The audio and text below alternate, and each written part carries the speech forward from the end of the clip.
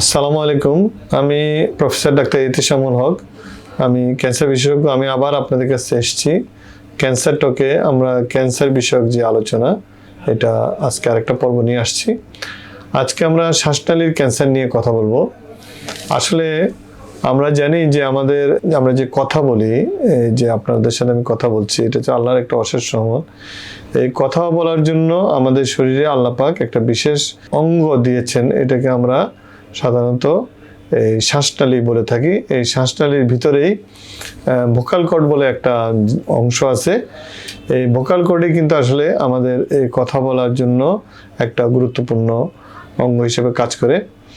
এই শ্বাসনালীটা হচ্ছে, আমরা সবাই জানি যে আমাদের গলার সামনের দিকে আমরা যদি হাত দিই, দেখবো যে একটা জায়গা খুব শক্ত, একটা চোঙ্গার মতো অথবা পাইপ অথবা টিউবের মতো মনে হবে, যেটা একটু খাঁচকাটা মনে হয়।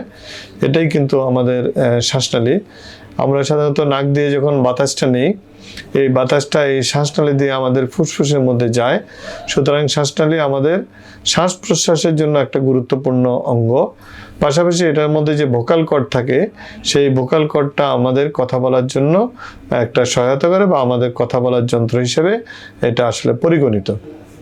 এখন এই শ্বাসনালীটা আমাদের ফেরিংস বলে একটা জায়গা আছে আমাদের গলার ভিতরে, যেখানে শ্বাসনালী, খাদ্যনালী, এই দুইটা আমাদের একসাথে একটা খাদ্যনালীতে চলে যায় এবং আরেকটা অংশ ফুসফুসে বাতাস প্রবাহনের জন্য একটা টিউবের দিকে চলে যায়।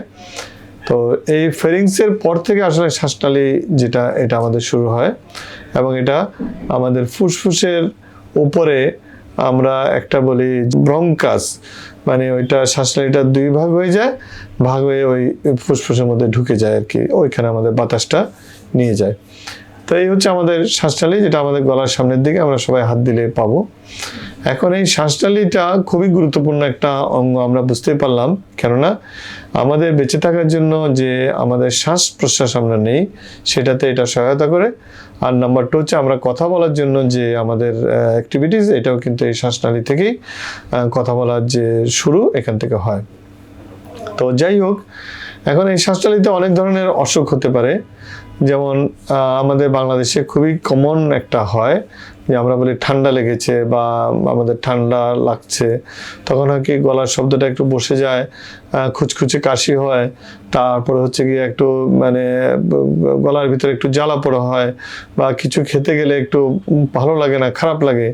এই ধরনের একটা কমন রোগ কিন্তু আমাদের শ্বাসনালীর এতে সবসময় আমরা দেখি বাংলাদেশে।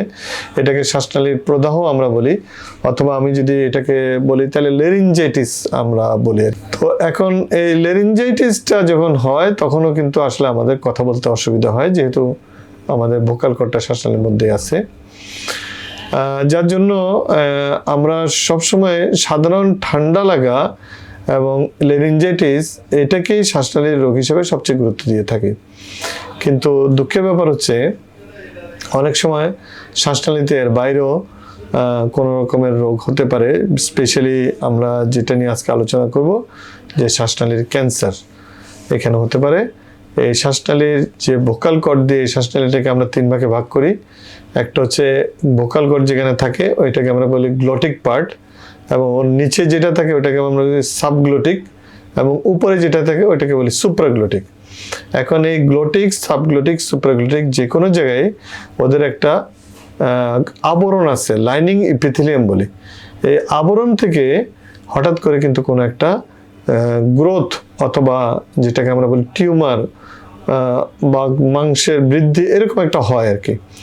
তো এইটাই প্রথমে শ্বাসনালীর একটা রোগ হিসেবে আমাদের কাছে আসে, যে শ্বাসনালীর মধ্যে কোনো একটা টিউমার, পলিপ বা এই ধরনের একটা গ্রোথ হতে পারে। যখন এটা হয়, তখন কিন্তু ওই আমাদের একটু যেটা হয় যে গলার শব্দটা অনেক সময় একটু পরিবর্তন হয়, তারপরে গলার ভিতরে ব্যথা লাগে, বা কোনো কিছু খেতে গেলে আমাদের অসুবিধা হয়, যেটা লেরিনজাইটিসের সাথে মিমিক করে। যার জন্য শ্বাসনালীতে এই ধরনের কোনো গ্রোথ যদি হয়, তখনও কিন্তু সবাই মনে করে যে না, এটা বোধহয় লেরিনজাইটিস, এটা বোধহয় ঠান্ডা লেগেছে, আমি একটু আদা জল গরম পানি দিয়ে খেলে ভালো হয়ে যাবে, বা আমি আস্তে কথা বললে এটা ঠিক হয়ে যাবে, গলায় যদি আমি একটু মাফলার বা গরম কাপড় পেঁচিয়ে রাখি তাহলে বোধহয় এটা ভালো হয়ে যাবে। কিন্তু দেখা যায় যে সাধারণ চিকিৎসা বা এইসব নিয়মকানুন মানার পরেও অনেকের এই রোগটা কিন্তু 2-3 সপ্তাহ পর্যন্ত থেকে যাচ্ছে বা ভালো হচ্ছে না, গলার শব্দটা বসে যাচ্ছে, গলায় ব্যথা হচ্ছে ইত্যাদি থেকে যাচ্ছে, তখনই কিন্তু আপনাকে চিন্তা করতে হবে যে এটা সাধারণ লেরিনজাইটিসের বাইরে অন্য কোনো কিছু কি না। এই পর্যায়ে আপনারা আপনাদের চিকিৎসকের কাছে চলে আসবেন এবং সাধারণত আমাদের যারা নাক কান গলা রোগ বিশেষজ্ঞ আমরা এই রোগীগুলো প্রথমে তাদের কাছে পাঠিয়ে দিই। ওনারা করেন কি, প্রথমে ক্লিনিক্যালি রোগীটা দেখেন, তারপর ওদের কাছে একটা যন্ত্র আছে যেটাকে ফাইবার অপটিক লেরিঙ্গোস্কোপ বলে, মানে ওইটাতে ক্যামেরা লাগানো থাকে আর ডাক্তাররা বাইরে থেকে গলার ভিতরটা দেখতে পারেন, ওই শ্বাসনালীর ভিতরটা আর কি। তো শ্বাসনালীর ভিতরটা দেখে ওনারা যদি দেখেন যে না ওইখানে কোনো একটা গ্রোথ বা ক্ষত বা এরকম কিছু একটা আছে, তখন ওনারা এটাকে একটা সন্দেহ মনে করেন আর কি, করে ওনারা তখন ওখান থেকে একটু মাংস নিয়ে দেখেন এবং ওই মাংসটা আমরা যখন পরীক্ষা করি তখন কিন্তু আমরা জানতে পারি যে ওই যেটা শ্বাসনালীর মধ্যে ক্ষত বা যে গ্রোথটা ছিল ওইটার মধ্যে কোনো ক্যান্সার আছে কিনা। এই হচ্ছে মোটামুটি শ্বাসনালীর ক্যান্সার সম্পর্কে আমি একটা প্রাথমিক ধারণা কি বললাম আপনাদেরকে, যে পর্যন্ত রোগ নির্ণয় হয়ে যায়। কিন্তু যখন এরকম হয়ে যায় তখন আমাদের মনে প্রশ্ন আসে যে এটা শ্বাসনালীর এক্স্যাক্টলি কোন জায়গায় আছে এবং এটা আর কতটুকু স্প্রেড করেছে, এটা আমাদের তখন জানার দরকার হয়। আমরা অনেক ক্ষেত্রে দেখব যে শ্বাসনালীতে এইসব সমস্যা নিয়ে রোগীরা কিন্তু ঘন ঘন ডাক্তারের কাছে যাচ্ছেন বা নিজেরাও চিকিৎসা করছেন, কিন্তু রোগটা ঠিকমতো নির্ণয় হচ্ছে না। এইসব ক্ষেত্রে অনেকে দেখা যাবে যে গলার দুই পাশে চাকা বা গোটা, যেটাকে লিম্ব গ্ল্যান্ড বলে আমরা, এরকম নিয়ে অনেকে আসতে পারে। এখন ওই চাকা বা গোটাগুলো পরীক্ষা করে অনেক সময় আমরা বুঝতে পারি যে না এটা শ্বাসনালীর ক্যান্সার, যার একটা বাইরে কিন্তু এক্সটেনশন হয়ে গিয়েছে আর কি। তো যাই হোক, এই পর্যায়ে আমরা করি কি, রোগীদেরকে পরীক্ষা নিরীক্ষা কিছু অ্যাডভাইস করি, যেটা দিয়ে আমরা এই ক্যান্সারটা আর কোথাও স্প্রেড করলো কিনা বা কতটুকু স্প্রেড করলো এটা বুঝতে পারি। মেইনলি আমরা গলার একটা সিটি স্ক্যান করি আর পাশাপাশি আমরা রক্তের পরীক্ষা করি এবং আমরা আনুষঙ্গিক অনেক সময় এন্ডোস্কোপি করে দেখি যে খাদ্যনালীতে কোনো সমস্যা আছে কিনা। আমরা বুকের এক্সরে করে দেখি যে এই রোগটা কি ফুসফুসে কোথাও কোনো সমস্যা করতেছে কিনা, বা আমরা আনুষঙ্গিক একটু অন্যান্য পরীক্ষাগুলো করে দেখি যে রোগীটা পরবর্তী যে যার লিভার, কিডনি, হার্ট এগুলো ভালো আছে কিনা, যে আমি যে তাকে ক্যান্সারের জন্য চিকিৎসা দিব এগুলোর জন্য উনি ফিট আছেন কিনা। সুতরাং আমরা যদি এক কথায় এবার আবার ফিরে আসি যে শ্বাসনালীর ক্যান্সারের জন্য নির্ণয় এবং পরবর্তীতে কি কি পরীক্ষা রোগীদের জন্য প্রয়োজন হয়, তাহলে আমরা বলবো যে একটা হচ্ছে আমরা বায়োপসি করব, বায়োপসির আগে লেরিঙ্গোস্কোপ করব, লেরিঙ্গোস্কোপ করে আমরা মাংস সংগ্রহ করব, করে আমরা বায়োপসি করব, তাহলে রোগটা একটু নির্ণয় হবে। আর পরবর্তীতে আমরা সিটি স্ক্যান, এমআরআই, তারপরে আপনার এক্সরে চেস্ট, আল্ট্রাসোনোগ্রাম ইত্যাদি, পাশাপাশি liver function, kidney function, cardiac function, এগুলো অ্যাসেস করব যে রোগীটাকে ফার্দার ট্রিটমেন্ট প্রক্রিয়ায় নেওয়ার জন্য। এখন এই ফুসফুস ক্যান্সারের কারণ কি, এটা নিয়ে আমরা একটু আলোচনা করি। আমরা আসলে জানি বেশিরভাগ ক্যান্সারের কোনো কারণ নাই, কিন্তু ফুসফুস ক্যান্সারের সাথে ধূমপান বা স্মোক করা এটা কিন্তু একদম গভীরভাবে সম্পর্কিত। যেমন আপনি যত কম বয়সে সিগারেট খাওয়া শুরু করবে তত বেশি চান্স থাকবে এখানে শ্বাসনালীতে ক্যান্সার হওয়ার। যত বেশি সিগারেট খাবে দৈনিক তত বেশি চান্স থাকবে, যত বেশি ডিউরেশন ধরে খাবে তত বেশি চান্স থাকবে। সুতরাং ধূমপান ফুসফুস ক্যান্সারের কারণ হিসেবে ওতপ্রোতভাবে প্রমাণিত এবং জড়িত। সুতরাং শুধুমাত্র ধূমপান ত্যাগ করলেই ফুসফুস শ্বাসনালীর ক্যান্সারের একটা কারণ আমরা প্রিভেন্ট করতে পারবো। হচ্ছে মোটামুটি কারণ সম্পর্কে বললাম। আর বেশিরভাগ ক্ষেত্রে কিন্তু কারণ আমরা এর বাইরে যদি কিছু থাকে এখনো আমরা খুব ভালো করে জানি না। সুতরাং এটা আমাদেরকে খেয়াল রাখতে হবে যে ধূমপান আমাদেরকে বর্জন করা উচিত যদি আমরা এই ক্যান্সারটাকে প্রতিরোধ করতে চাই। এখন আমি চলে যাব যে শ্বাসনালীতে যদি কারো ক্যান্সার হয়ে যায়, যেটা আমি বললাম লক্ষণ আবারও বলি, যে গলার শব্দ বসে যাবে, ভাঙা ভাঙা স্বরে কথা বলতে হবে, কথা বলতে কষ্ট হবে, খানা খেতে বা গিলতে অসুবিধা হবে, বা আপনার শ্বাস নিতে বা শ্বাস ছাড়তে অসুবিধা লাগবে, শ্বাস প্রশ্বাসের অসুবিধা হবে। এই পর্যায়ে রোগীগুলো আমাদের কাছে আসে, তখন চিকিৎসা ব্যবস্থা যদি শুরুতেই ধরা পড়ে তাহলে অনেক সময় ছোট পলিপ থাকে, আমরা একটু অপারেশন করে দিলে কিন্তু চলে যায়। কিন্তু বেশিরভাগ ক্ষেত্রেই যখন রোগটা ইনভেসিভ মানে ভিতরে চলে যায় বা গেড়ে যায়, যেটাকে আমরা বলি মানে ভিতরে প্রবিষ্ট হয়ে যায়, তখন কিন্তু আমরা আর এই ছোট একটা অপারেশন করলে লাভ হয় না, তখন পুরো লেরিংসটা অপারেশনের মাধ্যমে ফেলে দেওয়া লাগে।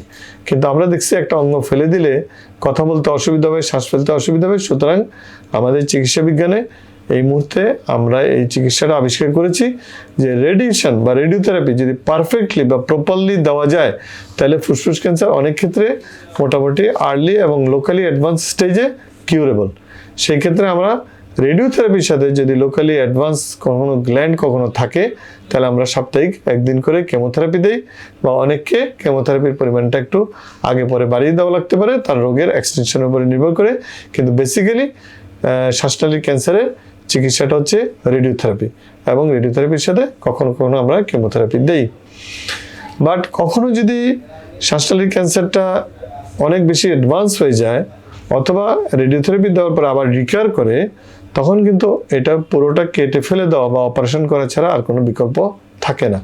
সেক্ষেত্রে আমরা এটা কেটে ফেলে দিই, এবং সাথে গলায় যেসব গ্ল্যান্ড যদি যেটা আমি বললাম থাকে, তাহলে ওইখানেও রেডিক্যাল নেক ডিসেকশন করে আমরা ওইগুলোও ফেলে দিতে হয়। দেওয়ার পরে আমরা এই রোগের মানে বিস্তৃতির উপরে নির্ভর করে পরবর্তীতে হয়তো তাকে আরও কেমোথেরাপি বা হালে ইমিউনোথেরাপি এইসব চিকিৎসা আমরা করে রোগটাকে নিয়ন্ত্রণ করার চেষ্টা করি। তো ঘুরে ফিরে আবার আমরা যদি বলি, তাহলে হয় কি শ্বাসনালীর ক্যান্সার যদি আর্লি ধরা পড়ে, তাহলে এটা কিউরেবল একটা অপারেশন অথবা রেডিওথেরাপির মাধ্যমে। বাট এটা লেট হয়ে গেলে তখন কিউরের চান্সটাও কমে এবং চিকিৎসার পদ্ধতি বেড়ে যায়, খরচও বেড়ে যায়, যেটা পরবর্তীতে রেডিওথেরাপির সাথে অপারেশন, ইমিউনোথেরাপি, কেমোথেরাপি এগুলো সব লাগে। তো সবশেষে আমি আবারও বলবো যে আসলে শ্বাসনালী আমাদের জন্য আল্লাহর একটা বিশেষ রহমত।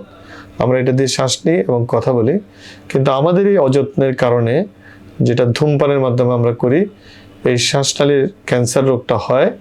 সুতরাং আমরা যদি ধূমপান ত্যাগ করি, শ্বাসনালীর ক্যান্সারটাকে আমরা প্রিভেন্ট করতে পারবো। এরপরে যদি কারো হয়ে যায়, তাহলে আমরা তাড়াতাড়ি ডাক্তারের কাছে যদি আসি, তাহলে অল্প চিকিৎসায় ভালো হবে। আর এরপরে যদি কারো দেরি হয়ে যায়, হতাশ হওয়ার দরকার নেই, তারও চিকিৎসার মাধ্যমে একটা লম্বা হায়াত ইনশাল্লাহ পাবেন। এই হচ্ছে আমার আজকে শ্বাসনালী ক্যান্সার সম্পর্কে এপিসোডটা আমি শেষ করছি। ধন্যবাদ সবাই।